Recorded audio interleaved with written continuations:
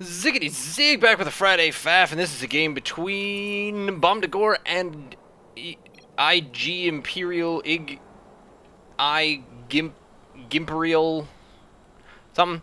And we're over here on which one is this? Vestige something? I don't know. But this is a quick one entitled on Bomdagor's side of a base race. So I'm always curious about that, especially in a PvC, because PvC base races are way more interesting than anything involving Terran, because the Terran base race can take like 4 hours. Because they can just pick up the base, float it away, but you don't really see a floating hatchery anywhere. Speaking of which, there's Bomdagor telling me that Core Hall map is not good against other Zerg. If you are Protoss? I think he said it was a bad Protoss map. But anyway, we're having a look over here, and we find out that the EPM is pretty much the same. The army supply, worker supply is pretty similar, so it doesn't appear to be any cheesy type things going on here. Basically working on macro side to side. Actually, not slightly. Oh, I see. Going for the FFE. Or the gateway first. See, this is my problem is whenever I do a gateway first or an FFE, as you probably saw this week, I forget to do this, and I forget to put it down lower at my base. There's a gateway. All right, so maybe we'll study this and we'll find out, and maybe we can learn at the same time as we learn. Yo, dog, we heard you like learning. So we put some classes in yo school so you can learn while you learn, or while you socially ostracize other people of your similar age.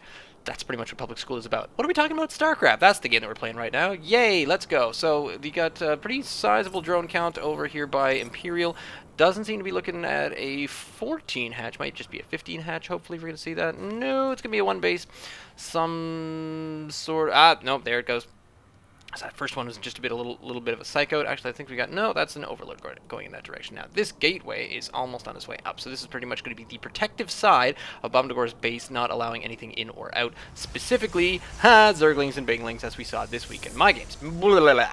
But it's going to be a big enough space because this Zergling, or this drone, has been put on a diet and can fit through a 1, 2, 3, 4, 5, 6 block wide area, and without kind of pushing his love handles up against the side. So he's going to get a full look at Bomdagor's base, which isn't really all that much. There is a forge. Forge after the... So this is kind of the same thing that I did earlier, where it was a gateway and forge expand-ish type thing. But that is also allowing Bomdagor to stay on task with the income. Despite the fact that Imperial is going for an expanded base himself, the drone's still getting a bit of a look, and the old extractor steel is happening there. So let's find out whether he tries to do the cancellation on the extractor steel and try to do the awesome micro. So if he cancels out of that, and he can get a little bit more of a look and does not need to sacrifice the drone. And no, he keeps the whole thing up. So there it is.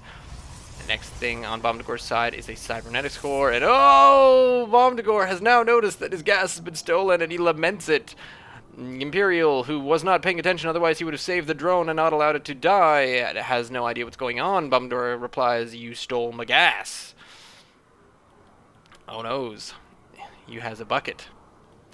He takes his bucket. Now the question is how much of Bomdagor's base can Imperial see? Does not know the forge, just knows that gateway, does not know about the expand just yet. Not quite there, and boom, there's the expand. But an initial push by 3 zealots on their way in. We're going to come in and take a look at this, and they're just going to, kind of get in the shade underneath these overlords, because, you're a zealot, you don't want to tan, you like the lustrous sheen of your dark hair, yeah, your dark blue, colorful hair, and you don't want to muss it up with anything other than Zerg blood, which is what you're doing right now, because even the queen, even the range unit is running away, and the range unit is going to decide to run up the slow ramp, which is kind of a questionable opportunity there. Might get to pick off this queen, and yes, probably will. Is getting down to 24, 23. No, does not quite get it, but does get a couple kills in here with these units. So we have lost a number of units and only 1 worker, but Bomdagor has lost a few units thus far. Although the standing army supply and the standing worker supply is similarly equal. However, he has chased away Imperial from the mineral patch, and they could have just run down that way, but instead uses the drones for a defensive maneuver, and now needs to sort out where they're all going. You go over there, you go over there. No, you go get gas. I'm gonna get gas, but I got crystals. Now you go take your minerals to the gas. Maybe we'll work that out, and that'll work fine. Maybe I can put you in there, but oh no, I can't, because I put my drone on this extractor, and we only have a 2 extractor quota per roach fresh. I could really be working on something and getting some, I don't know, macro economy? Anything? No, no, we're going to make a bunch of overlords and we'll be cool. So meantime, back here at Bomdagor's base is getting a kind of a late cannon, but some sort of defense behind here, which will help out if the inevitable roaches show up, but does not look like that is going to be the case. Managing to get the remainder of the warp gate starting on +1, which is another thing that I always forget. It's always good to see someone else's games, because then you think to yourself, oh, those are the kinds of things that I don't do. That's strange. Probably want a little bit of gas here, but we are working on 1 gas at the moment on a 3-gate robo off of 2 base, so that's kind of pricey, and probably want to get a few more units off of that. But at the moment, units is kind of the problem for Bomdagor, because he is undervalued on the supply side of things and on the army side of things. Not too far behind, as these zealots will probably do quite a bit of damage against these Zerglings. And if you look at the units lost and the resources lost, units lost a little bit lower for Bomdagor, but the resources lost are higher for Bomdagor, just because of how much the units cost for Protoss as opposed to Zerg. But he is coming in here for a little bit of an attack, and if you can take out this roach with these 3 zealots, then that is probably going to be quite a little bit of a tick. But the problem there is, oh no, the roach runs away just fast enough with no roach speed whatsoever. But the zealots just decided, no, they didn't quite have the luster anymore, because they hadn't been getting as much vitamin D, because they'd be under the shade of these overlords sitting right here. This is what you want to do when you have a base, is you want to cause a huge shadow front, so that when the zealots come in, they just have no energy. They just have no energy anymore. Taking a few pot shots at an extractor, which is kind of a strange idea, because you didn't even kill the one back in your base, but oh well, there you are. Now up here, these, once again, defense drones, that takes care of that, and we get back on the income. But the problem is that when they are off the income, then you're no longer making a whole smack ton of minerals. Here's a scouting overlord over here. No zealots to shade. That's a shame. Here's a bunch more zealots and 1 sentry, but here is where we see a couple of immortals coming through.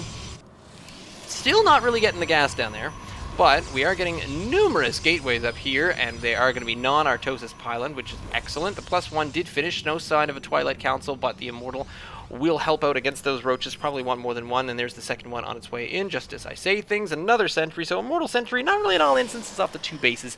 The only thing left to do here is to get a little bit more gas to help out with that push, because right now, definitely heavy into the I can make a whole lot of zealots and not much else side of things, or just, you know, kind of cannon and whatnot.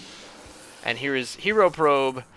Hero Probe is slowly going to take down the Imperial Extractor just down there. Now, meanwhile, over in Imperial's base, Imperial is aiming to go for lair technology, and a few more roaches on the way. Still not much in that gas up there. No gas down there. So both of these players working off of 2 base, one gas, which is odd. You have 4 to choose from. I mean, well, you know, technically Bomdagor only has 3 to choose from, but and in his defense, Imperial did make a second extractor, but just, no, we don't really feel like gas.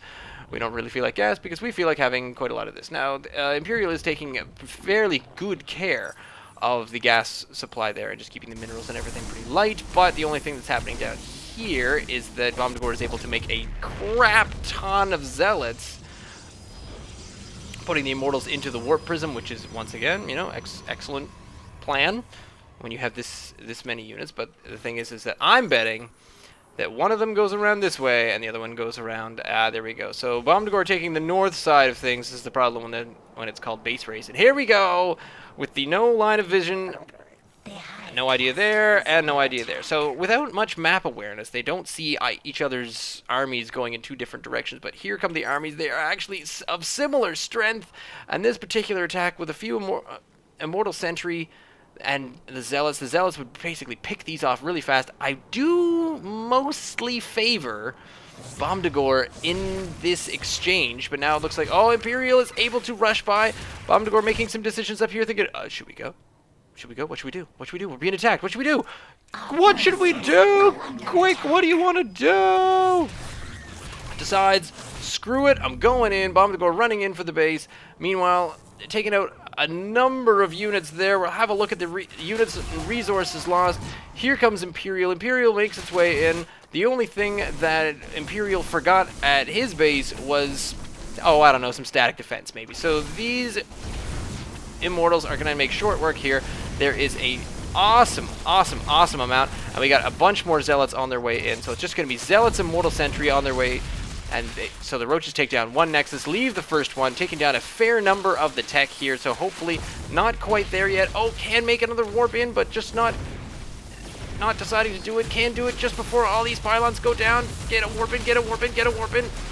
No warp in available. We do, however, still have 2 down here. So back up here, keeping the army together. Bomdagor does decide to make it his way up here, using the warp prism for a little bit of high ground. Here are the spine crawlers, and a few of them might just finish before anything happens. But the problem down here with Imperial is working on a lot of things up at his base. Probably could have just done an A move 3 deep and just taken this out, because the base race is definitely looking to favor Bomdagor at this point.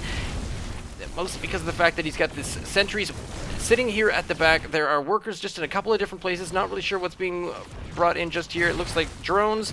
So there they are, and the drones are going to run for it, except for the fact that they don't have enough for another hatchery, which is kind of a pain. As far as army size, Bomdagor is definitely out ahead, probably because the cannon took care of a couple of these units and could possibly be defended here and there. Didn't have the mothership out, which is kind of a pain. Bomdagor is able to do quite a lot of damage here, and it does look like just going to clean this up. There's a couple of buildings left. There's maybe an extractor down here. How ironic that the only thing left for Imperial is one of the first things he stole from Bomdagor's base, which is this extractor. Now, the one thing that these... Oh, trying to take some additional extractors so that he does not lose the game, and that would have been it. It was a few seconds away, and that is where Bomdagor now needs to start chasing down the remainder of the buildings. And for that matter, Bomdagor did have enough money for another base, so even though this army is taking care of the remainder of these, still has not been revealed yet, has Bomdagor. So he could just have units anywhere. Bomdagor getting very, very, I would have to say lucky. It's arguable whether that's luck or not. But Imperial's base is going on a clockwise search, and Bomdagor's base units are going on a clockwise search, and that is going to do it, because that is the only building left, and that is going to do it for this game.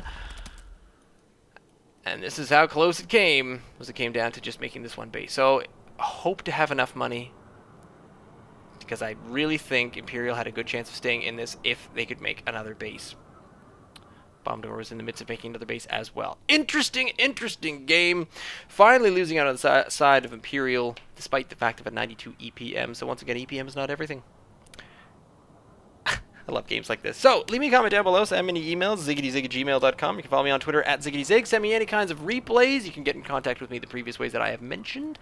Send me something funny. Send me something interesting. Send me something whatever. I don't really care. That was the Friday Faff.